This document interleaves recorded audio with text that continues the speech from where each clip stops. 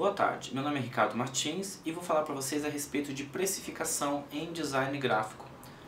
Essas dicas que eu vou passar para vocês são dirigidas para design gráfico, no entanto podem ser facilmente adaptadas para outros tipos de profissão também. Eu trabalho como designer gráfico freelancer já fazem 21 anos. Também sou professor da Universidade Federal do Paraná.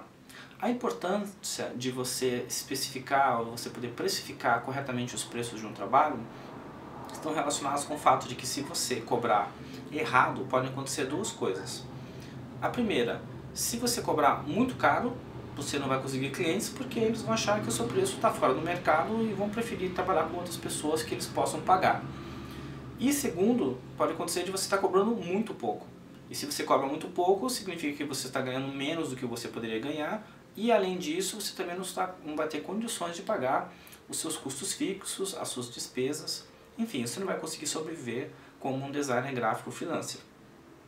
Muito bem, então eu tenho aqui uma planilha do Excel que demonstra como vocês podem fazer para definir, estimar quanto vocês devem cobrar de uma maneira que não fique nem muito caro, nem muito barato. Muito bem, aqui nessa planilha eu tenho duas informações que são necessárias para você conseguir fazer esse cálculo. A primeira é saber quantas horas vai demorar para fazer o seu projeto. Projetos que demoram mais custam mais, projetos que demoram menos custam menos. E você também precisa saber quanto você cobra por hora. Primeiro, vamos definir aqui quantas horas, por exemplo, eu demoraria para fazer um logotipo. Então eu vou estipular aqui que são 10 horas. Para um cartaz, 8 horas. E para uma revista de 80 páginas, eu vou colocar 40 horas. Obviamente que são exemplos, né? Cada pessoa demora uma quantidade diferente de horas. Alguns são mais rápidos, são mais lentas. Outras gostam de gastar mais tempo em pesquisa, outros gostam de fazer algo mais detalhado, preciso, enfim. Estou colocando aqui horas que são comuns, que muitos utilizam como referência. Muito bem. Depois que você define a quantidade de horas que você vai demorar para poder fazer o projeto, aí você tem que fazer uma operação curiosa. Você tem que pegar essa quantidade de horas e você tem que dobrar essa quantidade de horas. Então se você achava que ia demorar 10 horas para poder fazer o trabalho do logotipo, você vai colocar que na verdade a quantidade de horas reais que você vai levar para o seu projeto é o dobro. No caso de um logotipo, 20 horas, num cartaz 16 horas e uma revista de 80 páginas você vai levar 80 horas para poder fazer. Muito bem. Por que a gente está dobrando a quantidade de horas? Porque a experiência demonstra que quando a gente imagina que vai demorar um tempo para fazer o projeto, a gente leva o dobro. Porque tem uma série de horas que a gente não contabiliza, como relacionamento com o cliente, reuniões, ter que responder a e-mails, ter que lidar com questões políticas e assim por diante. Então essa questão de relacionamento ocupa metade do tempo do projeto. É simples assim. Por isso que a gente sabe que você tem que dobrar essa quantidade de horas. Se você não dobra, você cria uma visão equivocada do tempo real e aí você vai acabar fazendo com que o seu projeto, você acaba cobrando menos do que deveria. Porque você deve cobrar também pelas horas que você gasta se relacionando com o cliente. Porque é um tempo que você está utilizando que poderia estar sendo usado para fazer outros projetos. Muito bem, depois que você tem a quantidade de horas reais que você vai utilizar no seu projeto, aí você tem que decidir agora quanto eu cobro por hora. Muito bem, isso vai depender de alguns fatores. Alguns designers cobram, por exemplo, designers que têm de 1 a 3 anos de experiência, cobram em torno de R$30 por hora de trabalho. Designers que têm entre 4 a 8 anos de experiência costumam cobrar R$50 a hora de trabalho. E designers que têm 8 anos ou mais de experiência podem cobrar R$100 ou mais por cada hora de trabalho executado. Então imaginando aqui que um designer recém-formado, tem 1 ano de experiência, vai cobrar R$30 por hora, se a gente fizer o cálculo aqui em que eu multiplico a quantidade de horas reais versus o valor por hora praticado, eu vou ter aqui o valor a princípio que eu posso cobrar para fazer esse projeto, no caso de uma pessoa que tem esse tempo de experiência.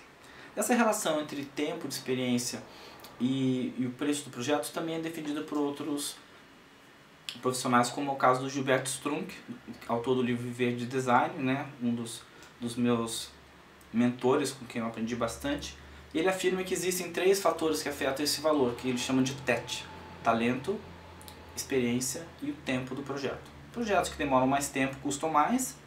Quanto você tem mais experiência, ou seja, mais experiente você se torna, você pode cobrar mais pela sua hora de projeto. E ele adiciona um terceiro fator, que é o fator do talento, que é um fator subjetivo, cada um, né, pode estimar como sendo diferente, as pessoas não são iguais. Muito bem. Fazendo aqui uma estimativa, então no caso de uma pessoa que tivesse de entre 4 a 8 anos de experiência, ela cobraria por esse mesmo projeto R$1.000, no caso do cartaz 800, da diagramação da revista 4.000.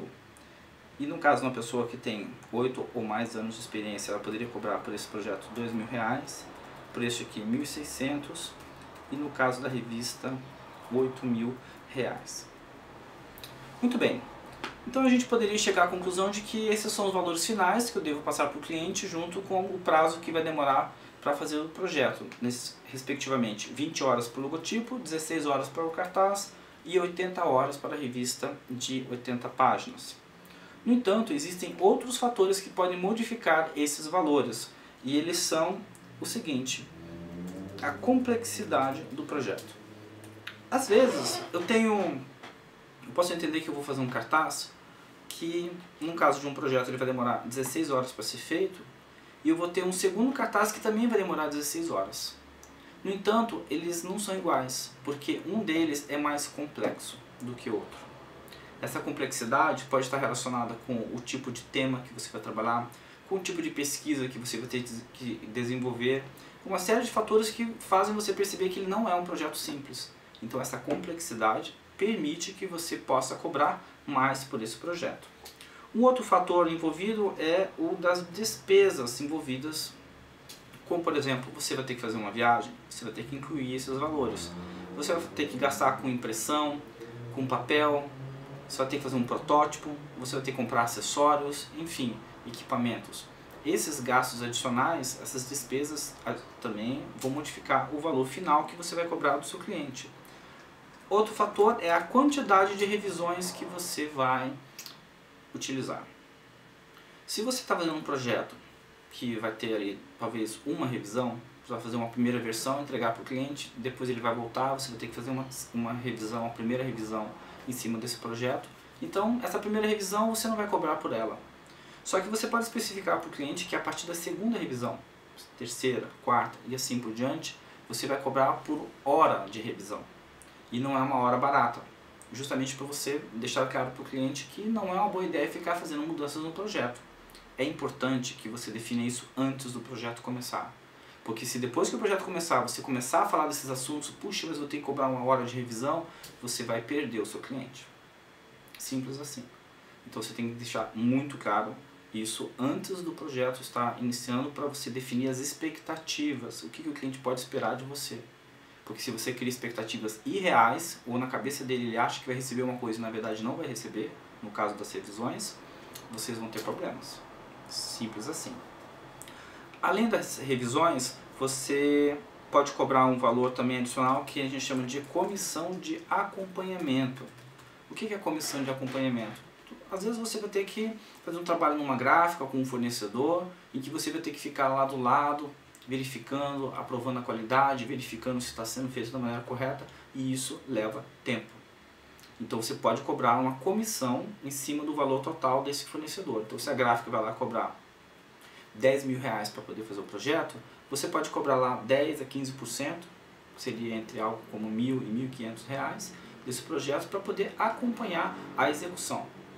Em alguns casos, o acompanhamento envolve coisas simples, como você ter que ir até um fornecedor buscar um banner, levar até o cliente, instalar o banner, montar uma peça gráfica, instalar algo, e isso também toma tempo. E é um tempo caro, então é importante que você também cobre por isso. Ah, mas o cliente acha caro e não quer fazer. Ok, não tem problema. Deixe que o próprio cliente assuma essas tarefas. O cliente vá até a gráfica, ele acompanhe o material, ele assine a prova contratual, ele verifique a qualidade. O cliente tem a opção de poder fazer isso, mas sob pena e risco próprios. Se ele quiser que um profissional faça isso por ele, E geralmente ele vai querer porque ele não tem tempo para fazer essas coisas. Ele tem outras preocupações bem mais importantes. Então você pode sim cobrar uma comissão. E não é antiético e nem você está roubando ninguém. Seja transparente, fale isso para o cliente e deixe a cargo dele pagar isso para você ou não. O outro fator é o fator chamado de urgência. O que é urgência? É a pressa do cliente. Então às vezes ele quer fazer um trabalho com você. Por exemplo, vai fazer aqui essa revista de 80 páginas que você disse que vai demorar 80 horas para serem feitas. Dá aproximadamente 2 semanas de trabalho. Só que ele quer que você faça em 1 semana. Simples assim. Não quer esperar 2 semanas. Ele precisa que na próxima semana isso esteja nas mãos dele para ser enviado para a gráfica e começar a produção. O que alguns designers fazem é cobrar uma taxa de urgência, que varia ou gira em torno de 50%, que também não é pouco, mas é uma maneira do cliente também no próximo trabalho se organizar melhor e poder trazer o trabalho para você antes. Entenda, pessoal, que não é um problema você cobrar mais pelo seu empenho, pela sua urgência, pelo fato de você ter que trabalhar de noite. Isso é seu direito. Todo o mercado trabalha assim. Se você não trabalha para esse cliente dessa forma, esse cliente tem outros fornecedores que fazem isso e é normal. Então não se sinta mal, se sinta envergonhado, tipo, puxa, mas eu tenho que cobrar mais caro. Não tenha vergonha. Tenha coragem, se posicione e seja firme. Porque os profissionais são firmes. E quando você deixa de ser firme, ele começa a encarar você como fazendo parte daquela categoria de amadores. Porque são os amadores que não se posicionam. Então pense nisso. Então, cobrar uma taxa de urgência pode fazer com que os valores também subam.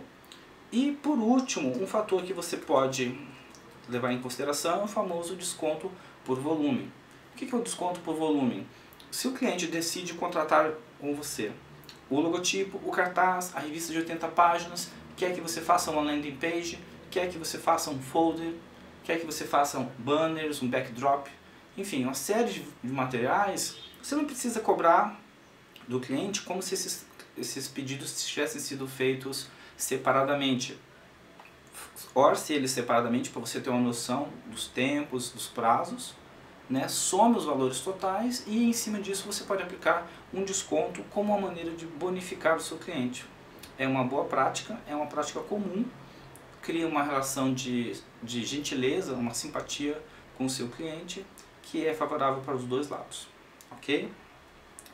Bem, agora que eu já falei sobre precificação com vocês, pessoal, eu gostaria de poder tratar de dar algumas outras dicas que têm a ver com a vida do designer profissional. A gente está falando bastante aqui a respeito de preço, quanto eu devo cobrar, quanto eu devo fazer um cálculo e assim por diante, mas, pessoal, existem outras coisas mais importantes do que o preço e que vão definir na cabeça do cliente se vale a pena ele pagar o que você está cobrando ou não. Uma dessas coisas que afeta se ele vai querer ou não pagar o quanto você está pedindo é o seu relacionamento com o próprio cliente. Em primeiro lugar, pessoal, seja gente boa. Nenhum cliente consegue ou gosta de tratar com um designer chato. O que é um designer chato? Designers inflexíveis, designers que se imaginam designers, né? Acham que são deuses na terra. Seja gente boa, seja flexível, tente entender o seu cliente, a maneira como ele funciona, como ele trabalha. E uma maneira de você poder fazer isso, eu trouxe aqui para mostrar para vocês deixa eu ver aqui, uma série de livros que falam a respeito de tratamento com o cliente. Um dos livros que você pode ler é este outro aqui, chamado de O Cliente em Primeiro Lugar. O atendimento e a satisfação do cliente como uma arma poderosa de fidelidade e vendas, do Dennis Walker. Esse livro aqui você encontra no sebo. Eu comprei esse livro, paguei R$12. Barato, leitura que eu recomendo. Este outro livro aqui também fala sobre clientes satisfeitos, liderança e satisfação do cliente. Esse é um livro aqui que foi patrocinado pela Ford, que fala sobre o mercado de automóveis. No entanto, ele tem uma série de lições que você pode aplicar no mercado de design também, que tratam sobre a questão de prestação de serviços. Esse outro livro aqui é excelente, que fala sobre o valor do cliente, o modelo que está reformulando a estratégia corporativa. Muito se fala sobre atender o cliente, colocar o cliente em primeiro lugar, assim por diante, mas não se sabe efetivamente como fazer isso na prática. Esses livros que eu estou citando para você permitem que você consiga fazer isso. E esse último aqui é Clientes para toda a vida. Como grandes profissionais desenvolvem sólidos relacionamentos. Por que eu estou sugerindo esses livros para vocês relacionados com atendimento de clientes? Porque isso é algo que não é ensinado na universidade. Há poucos cursos sobre isso, os designers acabam tendo que aprender isso sozinhos. Então, pessoal, existem muitos livros baratos, que você pode comprar em qualquer sebo aí por 10, 12, 15 reais, e que permitem que você saiba como deve ser um relacionamento com o cliente. Um outro livro que eu acho muito legal, que vocês podem ler, e é muito interessante, é este aqui. Seu cliente pode pagar mais. Como valorizar o que você faz? Leitura obrigatória. Esse livro aqui mostra como você deve fazer para não se sentir, para você não se subestimar, não ter um complexo de inferioridade, achar que estou cobrando muito caro, o cliente não vai querer pagar aquilo, né? Ficar inseguro. Então ele mostra como você pode defender o seu trabalho. Uma outra leitura que eu quero sugerir para vocês é esse outro livro aqui chamado Como Chegar ao Sim, a negociação de acordos sem concessões. Esse livro aqui ele fala sobre negociação, mas ele também fala sobre como evitar conflitos. Então você quer algo, você está interessado em fazer de uma forma, o seu cliente quer fazer de outra forma. E aí, alguém vai ter que ceder? Ou será que é possível fazer de uma forma que agrade os dois lados, de modo que nenhum deles saia perdendo e que os dois saiam ganhando? Esse livro fala a respeito disso. Leitura excelente, faz parte da bibliografia aqui da Universidade de Harvard. Excelente leitura. Também tem em português, esse aqui eu paguei acho que 12 reais também. Um outro conselho que eu daria para quem está trabalhando como freelancer é: não seja simplesmente conhecido como o cara que faz arte. Eu faço folder, faço cartaz, faço logotipo, enfim. Se você for conhecido simplesmente como um cara que executa materiais gráficos, você vai competir com as pessoas que fazem a mesma coisa, é simples assim. Seja conhecido como uma pessoa que traz soluções para os problemas dos seus clientes. Eles têm desafios que eles enfrentam todos os dias. E esses desafios nem sempre se resolvem apenas com fazendo um cartazinho, um folder, ou um panfleto, ou coisa do gênero. Consiga enxergar um pouco mais além, né? Quais são as reais necessidades do cliente? E se ele chegar para você falando assim, puxa, eu quero fazer um folder, talvez perceba se, na verdade, a necessidade dele é de um site, para ele poder conseguir atingir o público que ele deseja, conseguir o grau de interatividade que ele precisa, e assim por diante. Não se limite a simplesmente fazer aquilo que o cliente pede. Uma das queixas principais que os clientes possuem e que fazem muitos clientes mudarem de fornecedor, mudarem de designer ou de agência, é justamente isso. Eles acham que as agências e os designers se limitam a fazer simplesmente aquilo que eles pediram. Então seja proativo, se adiante, tenha iniciativa, dê um passo adiante e perceba como você pode ajudar o seu cliente a tomar decisões. E uma outra dica, principalmente para você que está no começo da carreira, que você não tem muita experiência: leia, estude, conheça bastante a teoria do que você faz. Mas teoria é um negócio chato, sem graça, etc. Cara, primeira coisa, muitas pessoas que criticam a teoria, na verdade estão criticando aqueles professores chatos que chegam na sala de aula e ficam lá falando um tempão assuntos que não lhes interessam. Teoria nada mais é, a palavra teoria vem do ato de você observar a realidade. Isso é o significado real da palavra teoria. Então quando a gente está lendo um livro que, entre aspas, fala sobre teoria, na verdade está trazendo as observações de uma outra pessoa que observou a realidade. Então essa pessoa que às vezes tem mais experiência, já passou por situações que você não passou, que você não enfrentou, quando essa pessoa pega e escreve um livro, ela está depositando ali as suas experiências. Então se você tem pouco tempo de carreira, se você quer aprender rapidamente, sem ter que esperar muitos anos, leia a visão de outras pessoas, leia livros que tratam sobre o assunto que te interessa, e isso vai permitir que você ganhe experiência mais rapidamente. Porque pense bem, se você acabou de se formar, você é um designer que não tem experiência e também não conhece nada de teoria, né, qual é o tipo de força que você tem para poder chegar num cliente e defender suas ideias? Nenhuma. Né? Então, quanto menos experiência você tiver, mais necessidade você vai ter do embasamento teórico e da leitura. Então, compre livros, leia, estude, e isso vai fazer bem para você.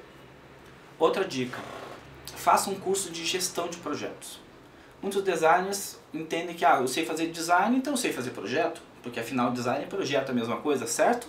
Errado. Porque uma coisa é o design como atividade de quem faz layout, composição, quem faz a diagramação de um livro. Isso é uma coisa. Só que o projeto do projeto é outra, diferente. Um curso de gestão de projetos é para te ensinar a como fazer projeto para projetos. O que é isso na prática? É você saber lidar com coisas como, por exemplo, como eu faço o cronograma de um projeto, delimitando as etapas, quanto tempo vai demorar cada coisa, quem vai fazer cada uma das atividades, quanto eu vou cobrar por cada uma dessas tarefas. Então, um curso de gestão de projetos vai te ajudar a construir um cronograma, vai te ajudar a cobrar melhor pelo seu trabalho, vai te ajudar a gerenciar equipes, definindo quem vai fazer o que, em que momento, em que posição. Então, o curso de projetos é talvez uma das dicas mais valiosas que eu posso dar para você que trabalha como freelancer. Faça um curso de gestão de projetos. Ponto. Muito bem, então eu quero agradecer pela atenção de vocês nessas diversas dicas que eu falei a respeito de como você precificar um projeto, dependendo do tempo, do seu grau de expertise, quanto de experiência você tem. Falei sobre a importância de você saber teoria, sobre você ser um designer gente boa, de você não ser conhecido apenas como um cara que faz arte, mas também um cara que fornece soluções para os problemas dos seus clientes. E falei da importância de você aprender o gerenciamento de projetos. Pegue essas dicas, aplique no seu dia a dia, no seu cotidiano, né? Não pare de estudar, continue se desenvolvendo. Se você fizer tudo isso, você vai perceber que o seu nível de excelência vai crescer bastante e a sua vida como freelancer vai se tornar cada vez mais fácil.